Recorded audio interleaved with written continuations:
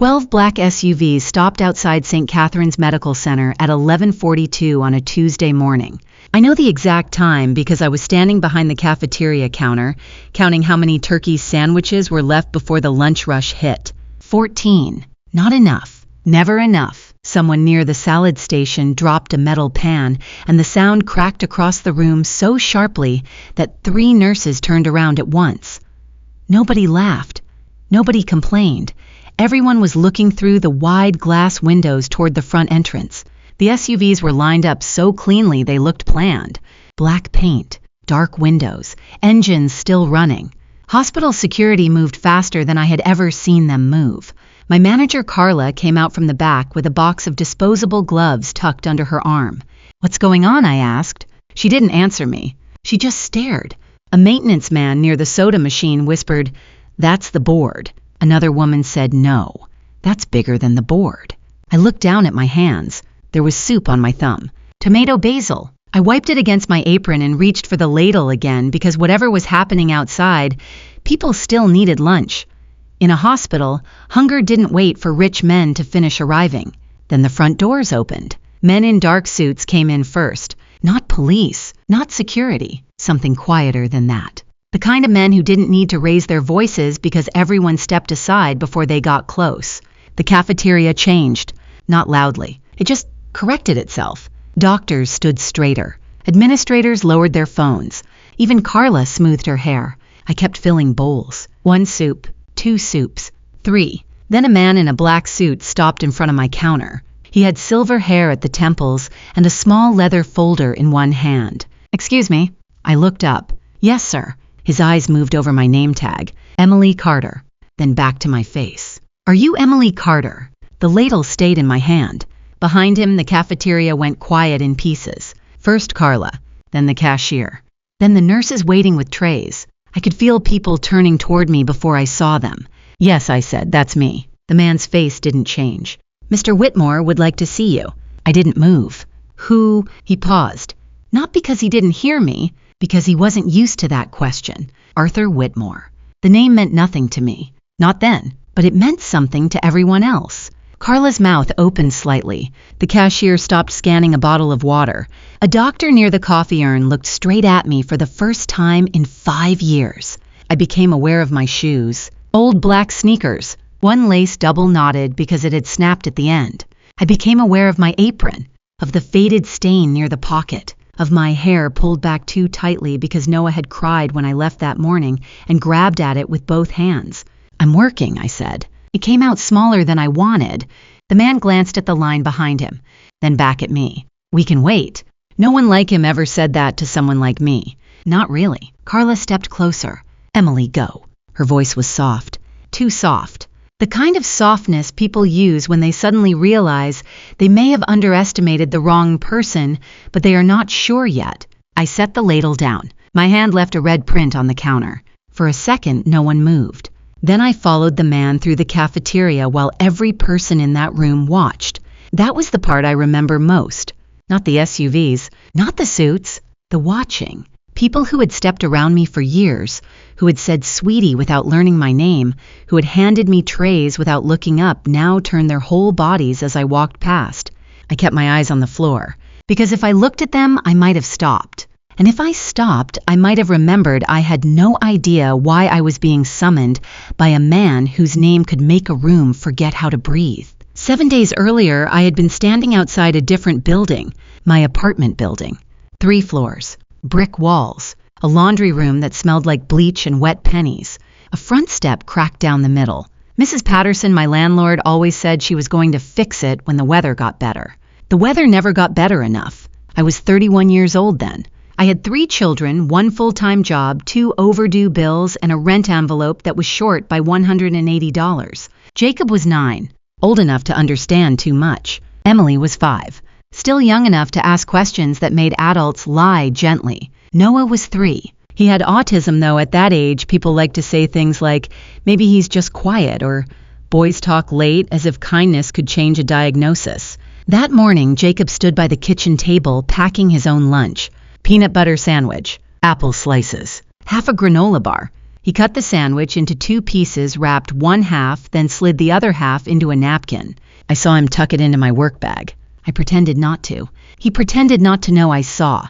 That was how we survived some mornings, by giving each other dignity in small, dishonest ways. Mom Emily said from the floor, trying to force one of Noah's shoes onto the wrong foot. He won't let me.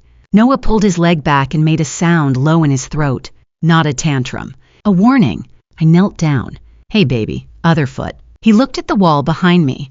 His little fingers opened and closed against his pajama shirt. I waited. Rushing Noah never saved time.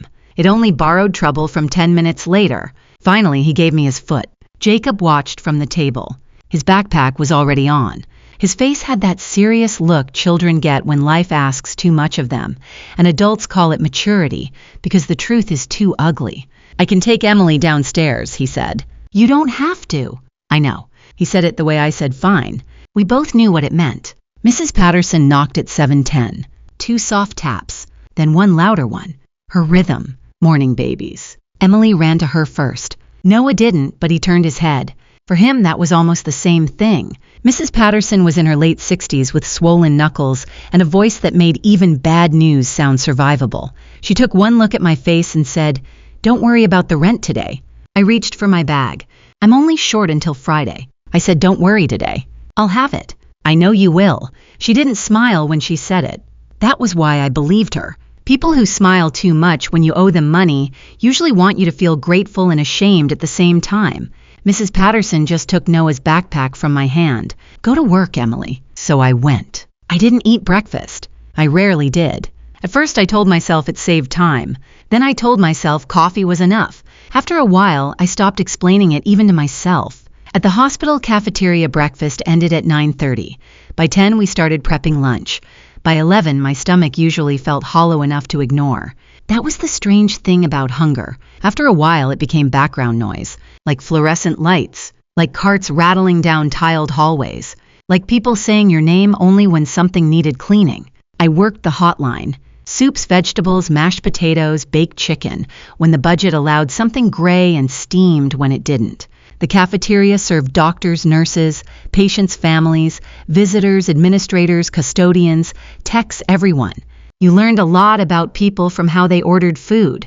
Some apologized for being picky. Some never looked up. Some smiled at you like smiling was charity. I didn't mind most of them. People were tired. Hospitals made everyone tired. Still, there was a difference between being tired and being invisible. By 3 o'clock, my feet hurt. By 4, I started checking what food would be thrown out. The rule was simple. If it couldn't be safely served the next day, staff could take it home. Not officially encouraged, not forbidden. A gray area. Poor people live in gray areas. That evening, I packed 2 containers of rice, some green beans, and enough chicken pieces to make soup if I stretched them with broth. Then I packed 1 more container. Smaller, no meat, just rice beans and some soft carrots. Carla saw me close the lid. "You feeding the whole neighborhood now." She said it lightly, a joke. The cashier laughed because Carla laughed. I smiled too. That was easier. "No," I said, "just dinner." She looked at the small container, then at me. Must be nice to have leftovers. I didn't answer, because there was no safe answer to that. After work, I picked up Noah from therapy, then met Mrs. Patterson downstairs. Jacob had Emily by the hand. His shirt was stained with grape juice. He looked embarrassed, as if he had failed me somehow. "It's okay," I told him. He nodded, but his mouth stayed tight. We ate at 6:30. Rice, chicken soup, green beans. Noah only ate the rice. Emily asked for more carrots. Jacob said he wasn't that hungry and pushed some chicken onto Emily's plate when he thought I wasn't looking. After dinner, I washed the small container again, filled it, covered it with foil. Jacob saw me. "Mr. Arthur." I nodded. "He likes carrots." Emily jumped up. "I want to bring it." "No," Jacob said. "You always knock too loud." "I do not." "You do." Noah stood by the door holding 1 blue block. That meant he wanted to come too. So all 4 of us went. Arthur lived in the building next door, 2nd floor, apartment 2B. He was blind, old, lonely in a way people noticed but didn't want to be responsible for. Most evenings he sat on his small balcony facing the river, even in weather that made no sense. His children came every few months, usually in clean cars with tight faces and louder voices than necessary. I had heard them before. You can't keep refusing help. This place is depressing, Dad. We have lives too. They never asked if he had eaten. The first night I brought food, he said, "Who's there?" I almost turned around. Then Jacob answered before I could. "Neighbors." Arthur laughed. "Are neighbors usually this quiet?" Emily pushed past me. "We brought carrots." That was how it started. That night, 3 years before 12 SUVs came to the hospital, Arthur opened his door and stood there with one hand on the frame, his cloudy eyes pointed just past my shoulder. I held out the container. "It's not much." He smiled. "Most good things aren't." I didn't know what to say, so I said nothing.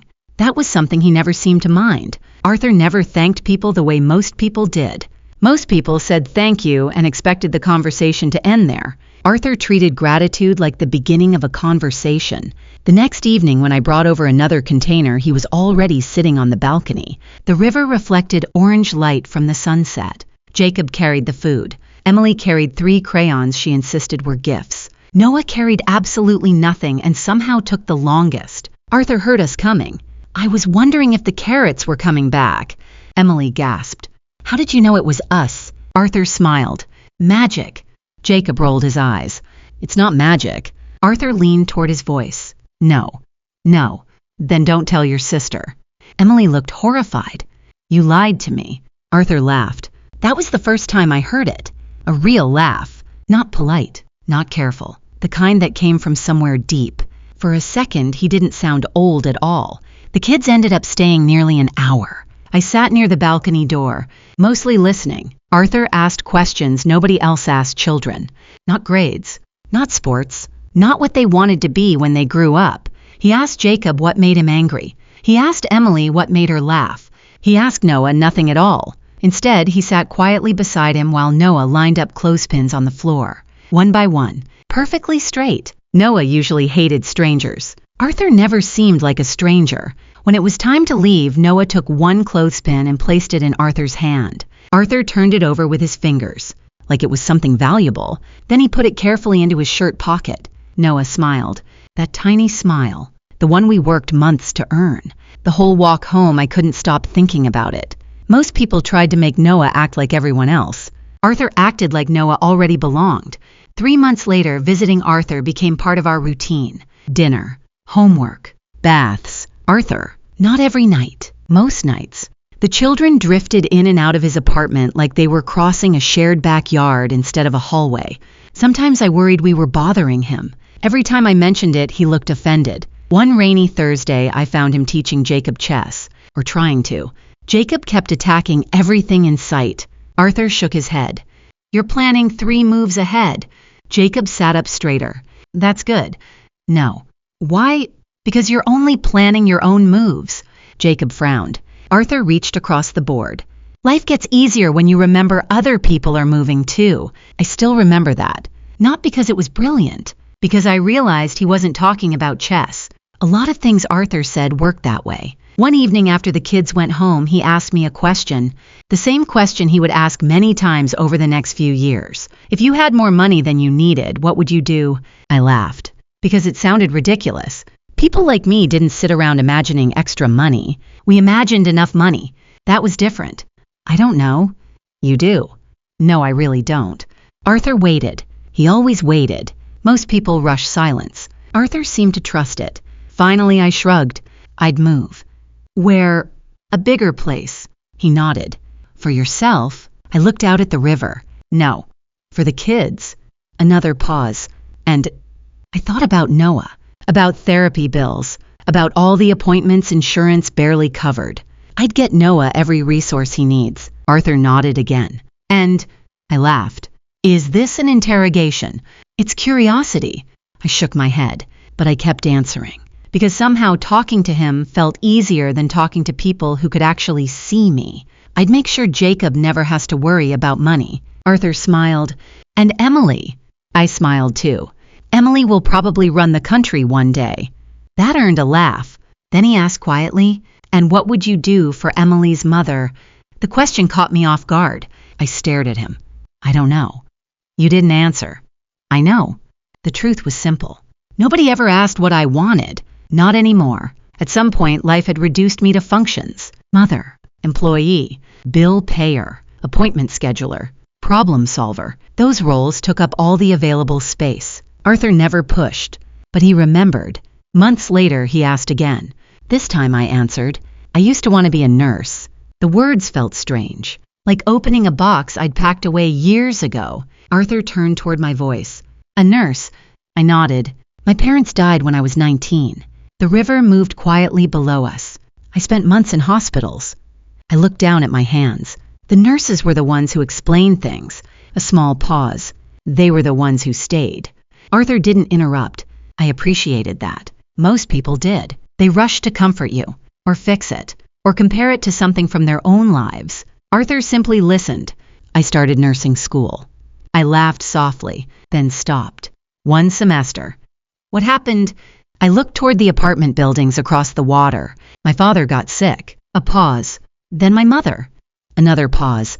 Then tuition became impossible. Arthur sat very still. For a long moment he said nothing. Then finally, do you miss it? The question hurt more than I expected, because I knew the answer immediately. Every day. I missed it every day. The strange thing was that I rarely let myself think about it. Dreams become easier to carry when you stop touching them. Arthur nodded slowly, like he'd heard something I hadn't actually said.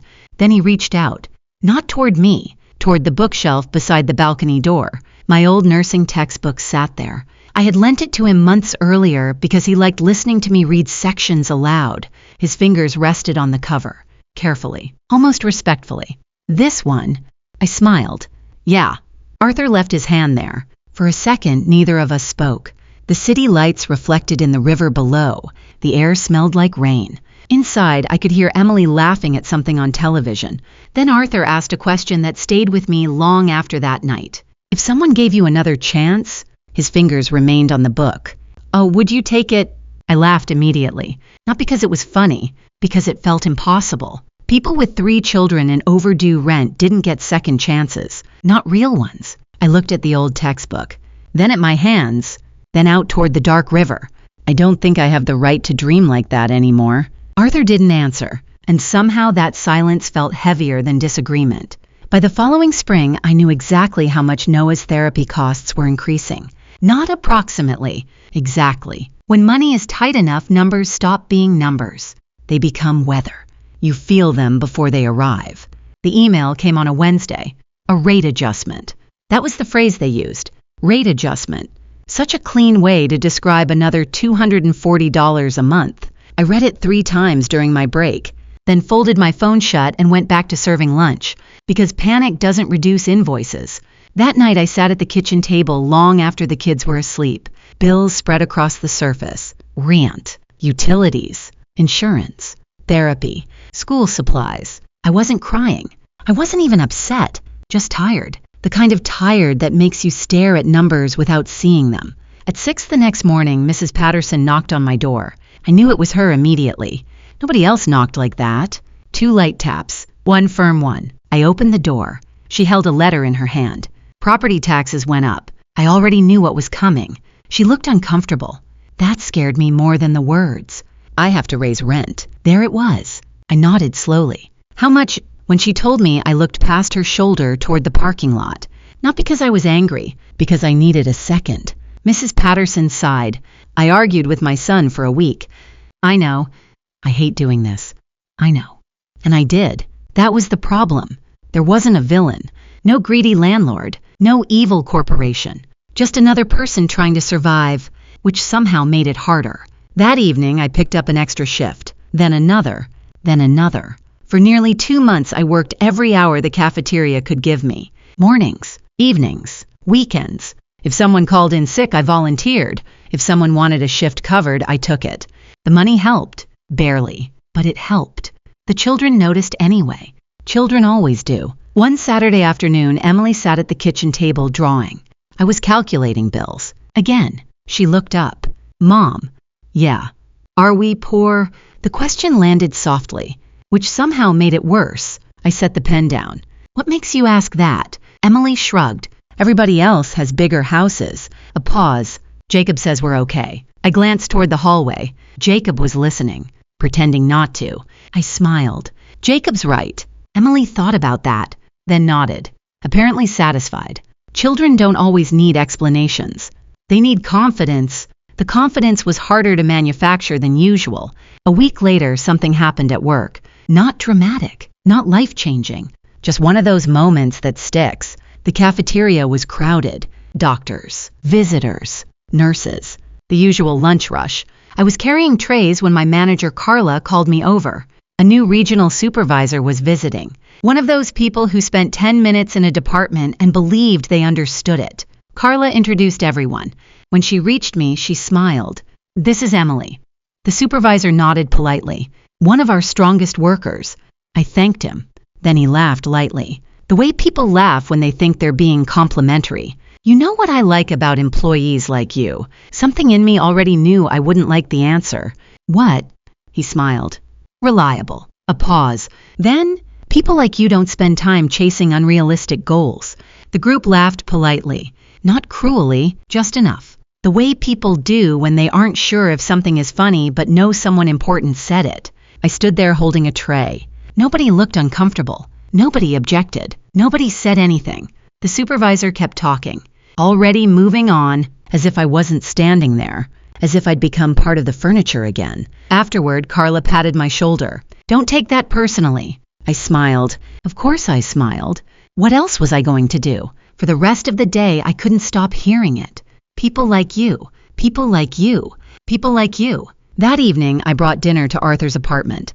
The children were already there. Jacob and Arthur were playing chess. Emily was reading aloud from a library book. Noah sat on the floor spinning one of Arthur's old keychains. The room felt warm, safe. For a while, I just watched them. Then Arthur tilted his head, the way he always did when something wasn't right. "Tough day," I laughed. "Is it that obvious?" Only to people paying attention. The children continued what they were doing. Arthur waited. I eventually told him. The comment. The laughter. The supervisor. Everything.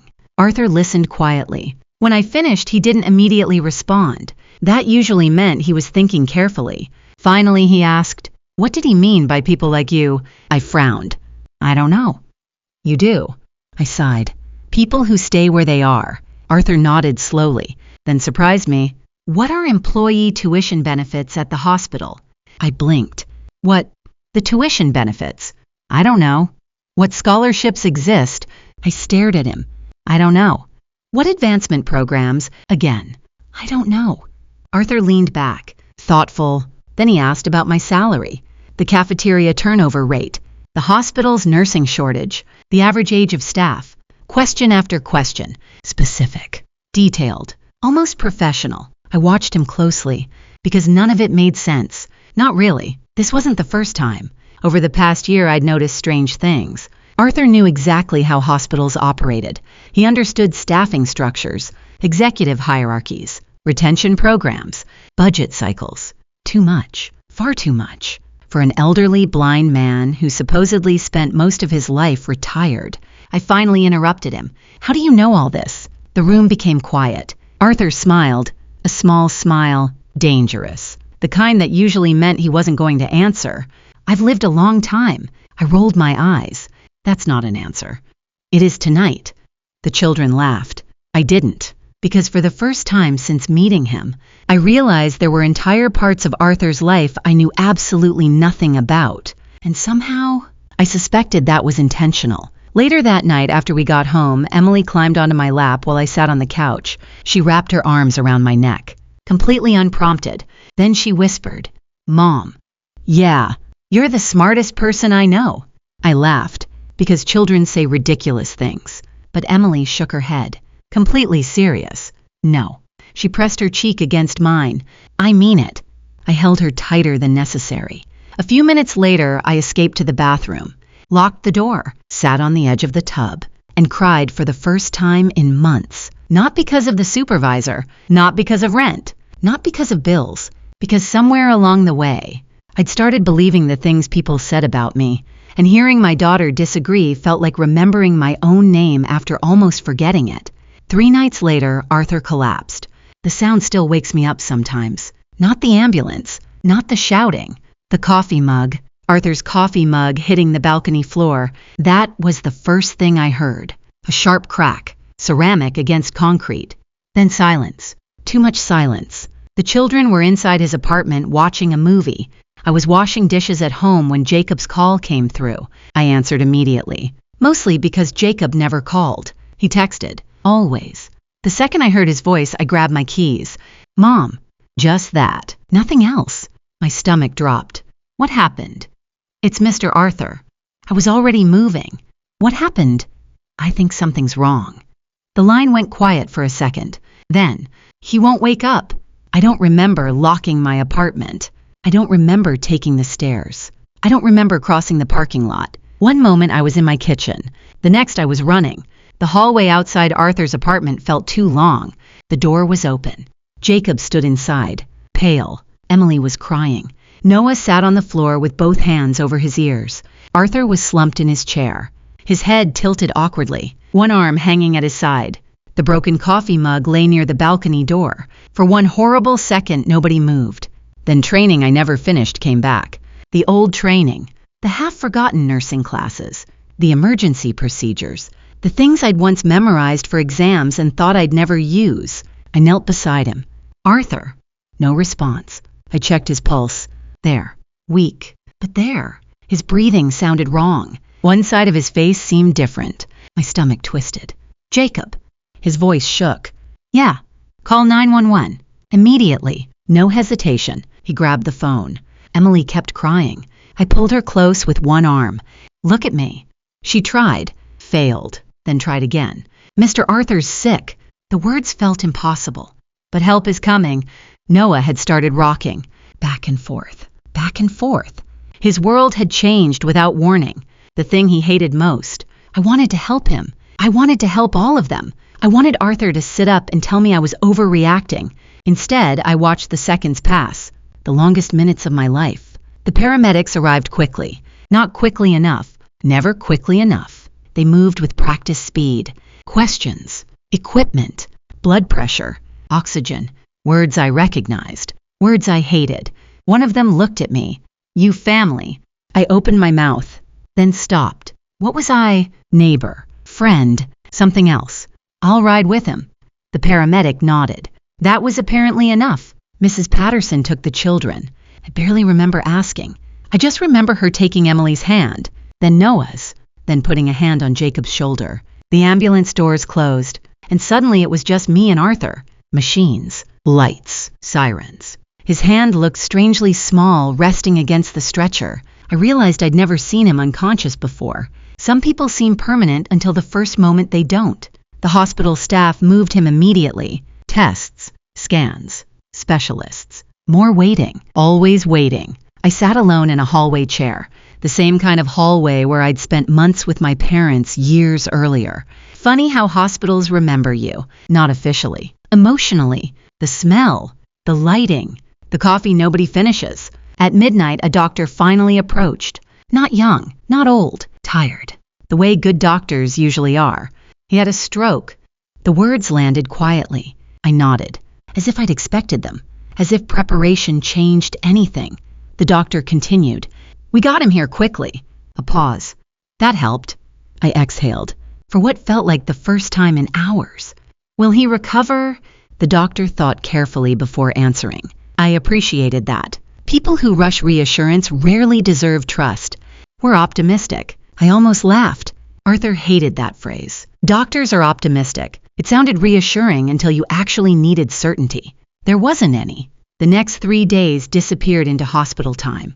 A strange world where clocks moved differently. I worked when I had to, visited whenever I could, slept very little. The children made cards. Emily drew flowers. Jacob wrote a letter he pretended wasn't a letter. Noah pressed a blue handprint onto construction paper. Arthur would have loved that one.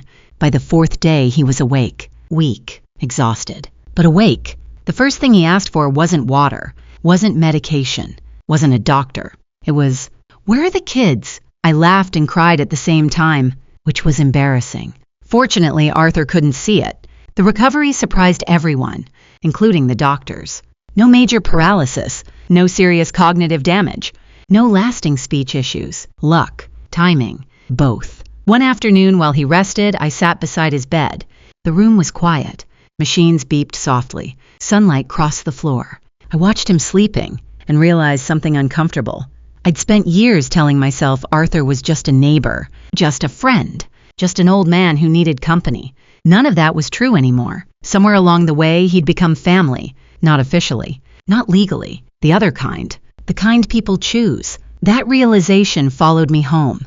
It followed me for days, until finally 3 evenings after his discharge, I said it. Arthur sat on the balcony, wrapped in a blanket, the river moving quietly below. I handed him a bowl of soup, then sat down. Neither of us spoke for a while. Finally, I said, "You should move in with us." Arthur froze, not dramatically, just enough. I kept going before I lost courage. "You shouldn't be alone." Silence. "The kids already treat you like family." More silence. "We'd figure it out." Arthur didn't answer. The river continued moving below. Cars crossed the bridge. Somewhere a dog barked. Then finally, Emily. His voice sounded different. Careful. I looked over. His blind eyes remained fixed toward the water. "You have enough responsibilities." "This isn't a responsibility." Neither of us spoke. Then Arthur reached out and squeezed my hand. A small gesture, nothing more, but somehow it felt important. "Thank you." That was all he said. 3 days later, he disappeared. No note, no phone call, no explanation, nothing. The first day I thought something had happened. The second day, I was sure of it. By the third day, I wasn't sleeping. Arthur's apartment was empty, not abandoned. Empty. There was a difference. The balcony chair was gone. The bookshelf was gone. The old radio he listened to every morning was gone. Even the coffee mugs had disappeared. The apartment looked as though someone had carefully erased a person. Not packed, erased. I stood in the doorway while the building manager changed the locks. "Do you know where he went?" The manager shook his head. "No." "Did someone move him?" "Maybe." "Who?" Another shrug. That was the problem. Nobody knew anything, or nobody was saying anything. Neither possibility made me feel better. The children took it worse than I expected, especially Noah. Every afternoon for nearly a week he walked to Arthur's door, touched the handle, waited, then sat down in the hallway. The first time I found him there, he was holding a toy car. Arthur had given it to him months earlier. Neither of us said anything. I just sat beside him. Eventually, he leaned against my shoulder. We stayed there until sunset. Jacob handled it differently. He became quieter, more serious. One evening, I found him staring out the apartment window. "What are you doing?" He shrugged. "Nothing." A classic Jacob answer. I waited. Eventually, he said, "What if he died?" The question hung in the room, heavy. I sat beside him. "I don't think he did." "You don't know?" "No, I didn't." That was the hardest part. Not knowing. Not grief, not fear. Uncertainty. At least grief gives you something solid to stand on. Uncertainty just keeps moving. A week passed. Then another. No phone call. No letter. No explanation. Life continued anyway, because life always does. Bills arrived. Therapy appointments continued. The cafeteria remained understaffed. People still wanted extra dressing on their salads. The world showed absolutely no respect for personal crises. By the end of the second week, I stopped checking Arthur's apartment every day, only every other day. That felt like progress. It wasn't. One Thursday afternoon, I was carrying trays through the cafeteria when Carla appeared beside me. She looked unusually excited. That alone made me nervous. "Have you heard?" "Heard what?" She lowered her voice. "The chairman is coming." I blinked.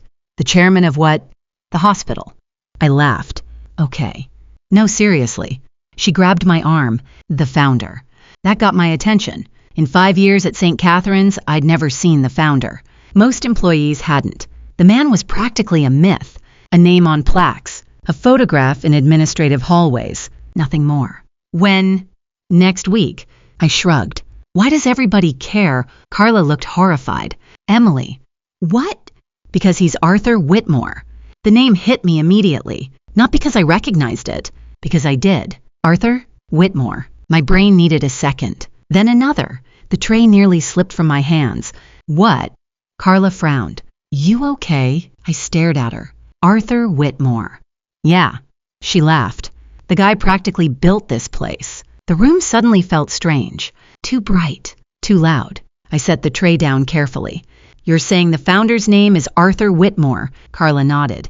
"Of course." Then she squinted. "Wait." A pause. "You didn't know that." I didn't answer, because I couldn't. The lunch rush swallowed her attention before she could ask more questions. But for the rest of the afternoon, I couldn't think straight. Arthur, the founder. Arthur, the hospital. Arthur, the questions. The staffing discussions. The scholarship programs. The budget knowledge. The executive language. Suddenly everything fit too well. That evening, I sat at my kitchen table staring at absolutely nothing. The children were doing homework. The television played softly in the background, and my mind kept replaying 3 years of conversations. 3 years.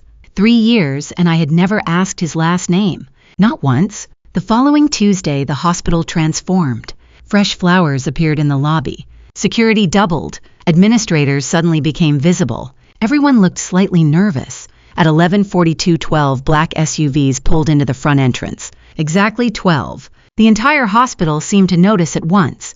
I was serving soup when the first whispers started, then the second, then the third. He's here. That's him. The chairman. People moved toward windows, toward hallways, toward any place they might catch a glimpse. I kept working, mostly because I didn't know what else to do. Then a man in a black suit entered the cafeteria.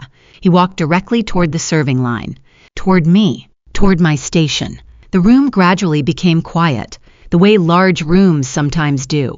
Not all at once, in pieces. The man stopped in front of me. Emily Carter. I looked up. Yes. His expression remained professional. Would you come with me, please? The cafeteria went completely silent. I could feel dozens of eyes. Doctors, nurses, administrators, visitors, everyone watching. I wiped my hands on my apron. What for? The man hesitated. Not because he didn't know, because he was trying to find the appropriate words. Finally, he said, Mr. Whitmore requested you personally. My heart stopped, just for a second, then started again, much harder. The man stepped aside, waiting, the entire cafeteria waiting with him.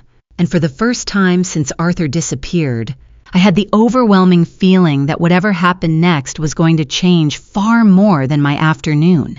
The walk from the cafeteria to the executive floor felt longer than it ever had before. Not because the distance changed, because everybody was watching. People who had never noticed me before suddenly stepped aside. People who normally walked past me without looking up now followed me with their eyes. A nurse I recognized from oncology actually smiled. An administrator held an elevator door open for me. That had never happened. Not once. The man in the black suit stood beside me inside the elevator. Neither of us spoke. The numbers climbed. 3, 4, 5, 6. My stomach felt strange. Not fear exactly, something closer to uncertainty. Arthur had been gone for almost 2 weeks, and somehow every answer seemed to be waiting upstairs. The elevator opened. The executive floor looked exactly the way I remembered. Quiet, carpeted, expensive, the kind of place where nobody rushed because everyone else was expected to wait. The receptionist immediately stood when she saw us. Mr. Whitmore is ready. Ready, as if this were a scheduled appointment. As if my entire world hadn't been flipped upside down. The assistant guided me through a hallway, past offices, past conference rooms, past photographs of hospital expansions and ribbon cuttings. Then he stopped, opened a door, and stepped aside. For a second, I couldn't move, because Arthur was sitting right there, in a wheelchair, exactly where he should have been, and absolutely nowhere he should have been. The room itself was enormous, floor-to-ceiling windows, bookshelves, photographs, awards, a large desk, everything expensive without trying to look expensive. But none of that mattered. I only saw Arthur. I only saw the old man who used to sit on a balcony eating leftover soup, the old man who disappeared without a word, the old man who had somehow forgotten to mention he owned half the building I worked in. I walked straight toward him, before anybody could stop me, before good manners could catch up, before common sense arrived. And I hit him on the shoulder. Not hard, just enough. What the hell is wrong with you? The room froze. The assistant looked horrified. Another man in a suit nearly dropped a folder. Arthur started laughing. Actually laughing. I stood there furious. You vanished. Still laughing. You disappeared. The laughter got worse. I thought you were dead. That finally slowed him down. A little. His smile softened. I know. No. My voice cracked. You don't. The room went quiet. For a second, nobody moved. Then Arthur reached out. the same way he always did, searching. I took his hand. Because despite everything, some habits were stronger than anger. I'm sorry, Emily. The sincerity stopped me. Not completely, but enough. I sat down, still angry, still relieved, mostly confused. The assistant quietly left the room, closing the door behind him. Arthur tilted his head. I assume you've figured some things out.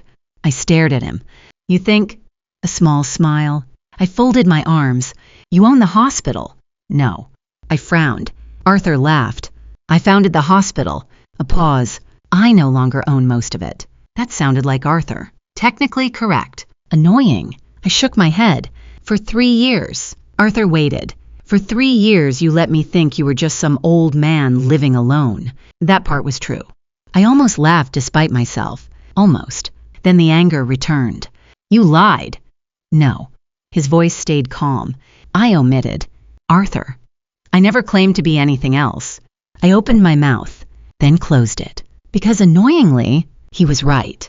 I had never asked. Not once. Not his job. Not his history. Not his money. Not his last name. I sat back, suddenly exhausted. Arthur remained quiet, giving me time. Eventually, I asked the obvious question. Why me? He smiled. The smile disappeared quickly. Not because he was avoiding the answer, because he took it seriously. Do you know how many people brought me food after they recognized my name? I didn't answer. Arthur continued. Hundreds. The room grew quiet. Do you know how many continued after they wanted something? A pause. Very few. His fingers rested lightly on the arm of the wheelchair. Do you know how many helped me before they knew who I was? The answer sat between us. Neither of us needed to say it. Arthur continued softly. You never asked what I could give you. I looked away, toward the windows, toward the city, toward anything except him. Because suddenly I felt embarrassed. Not proud, embarrassed. Arthur understood immediately. He always did. You think this is about kindness. I looked back. Isn't it? No. The answer surprised me. Arthur leaned forward slightly. This is about trust.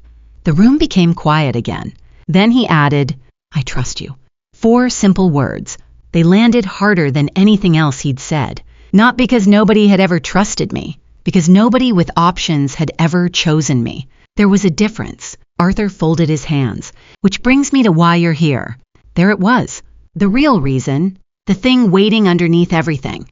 I sat up straighter. Arthur smiled faintly. The hospital is launching a new scholarship program. I blinked. What? A nursing scholarship. I stared at him. For a second, I couldn't process the words. Arthur continued. It will be available to hospital employees. Still staring. There will be evening classes. My throat tightened. There will be flexible scheduling. The room blurred slightly. Not dramatically. Just enough. Arthur kept talking. Calmly. Like he was discussing weather. There will be childcare assistance. I looked down, because suddenly looking at him felt impossible. The scholarship, the questions, the conversations, the staffing discussions, the tuition questions, the hospital policies, everything snapped into place. Arthur had never been asking random questions. He'd been building something for months, maybe longer. I swallowed. You did this because of me. Arthur immediately shook his head. No. I looked up. He smiled. You made me notice a problem. A pause. That's different.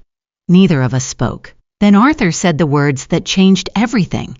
I have a proposal for you. The room went completely still.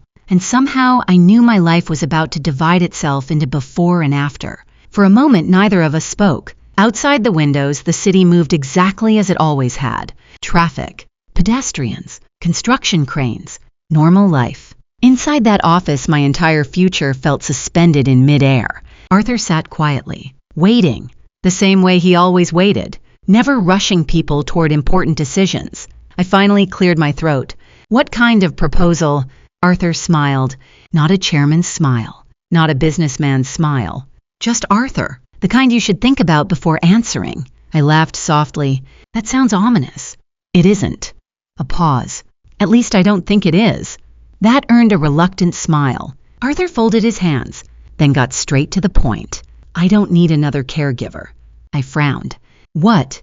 There are plenty of people willing to take care of me. His voice remained calm. More than I could ever hire. I stayed quiet. Arthur continued. What I need is someone I trust. The room suddenly felt smaller. I looked down at my hands, then back at him. Arthur didn't look away. Not that he could, but somehow it still felt that way. You've spent 3 years proving something. I shook my head. I wasn't trying to prove anything. I know. His smile softened. That's why it counts. Silence settled between us. Then Arthur leaned back. The scholarship program begins this fall. I nodded. You finish the program. Another nod. You become a nurse. My throat tightened. Arthur continued. After graduation, I'd like you to work for me part-time. I stared. What? A private nursing position. The words sounded unreal.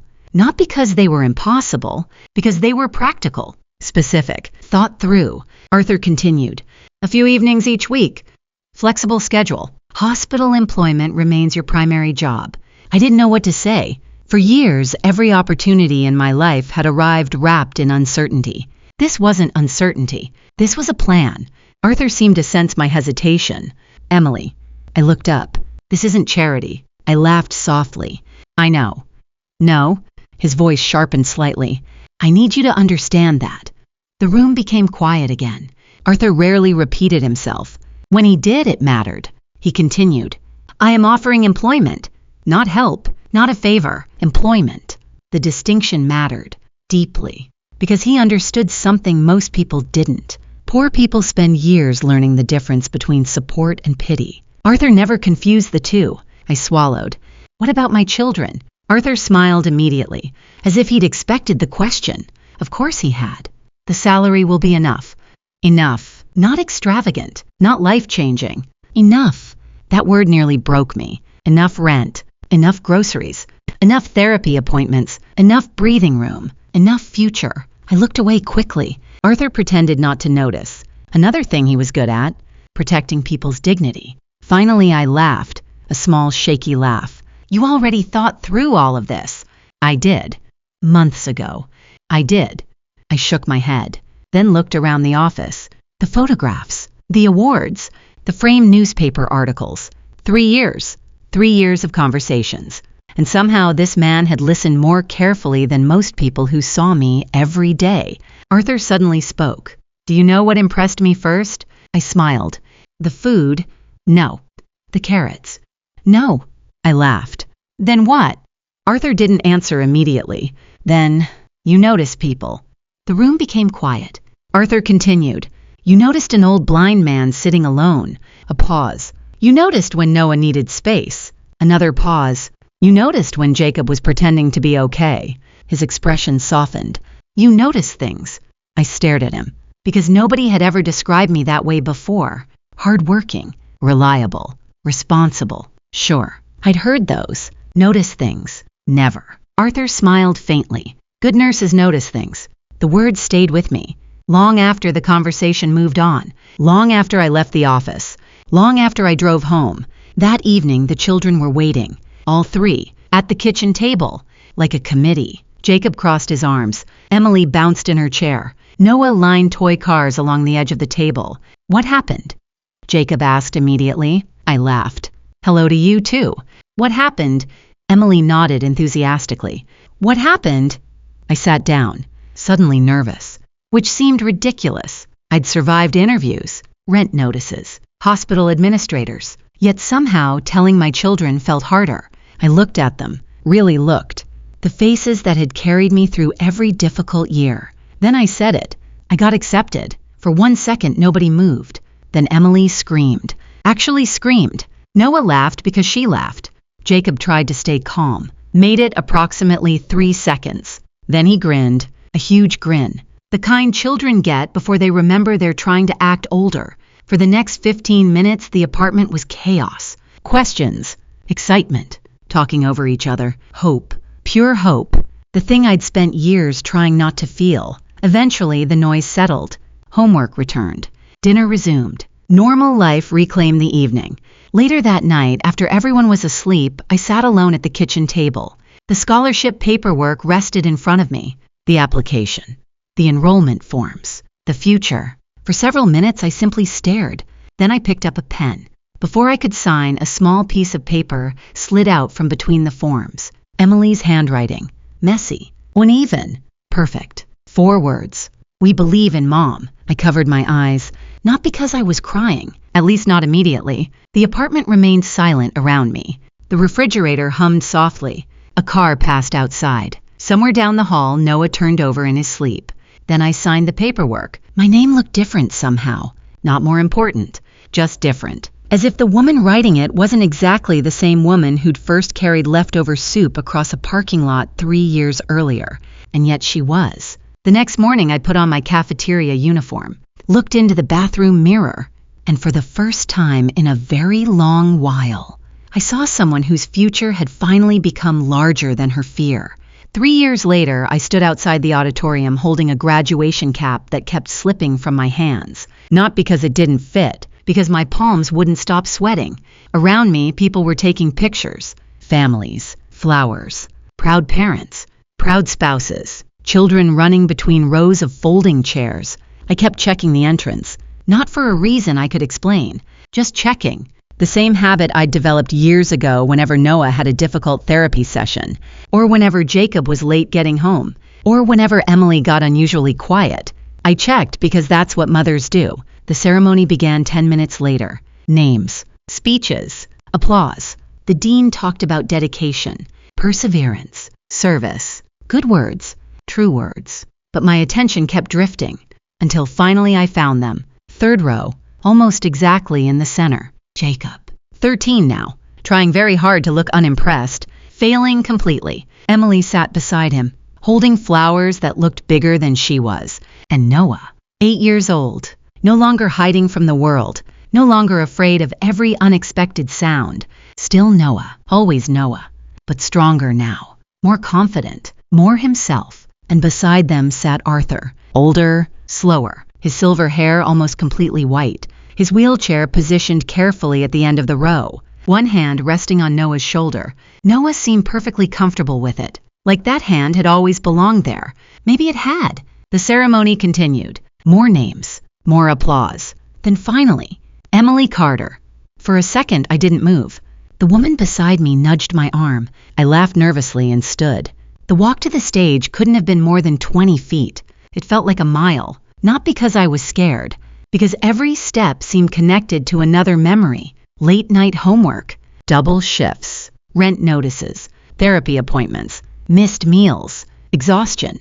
The first bowl of soup I carried across a parking lot. The first conversation on a balcony. The first time someone asked what I wanted instead of what I needed. I accepted my diploma. The audience applauded politely. Then I heard something different. A familiar voice, louder than everyone else. Arthur was standing. Or at least trying to.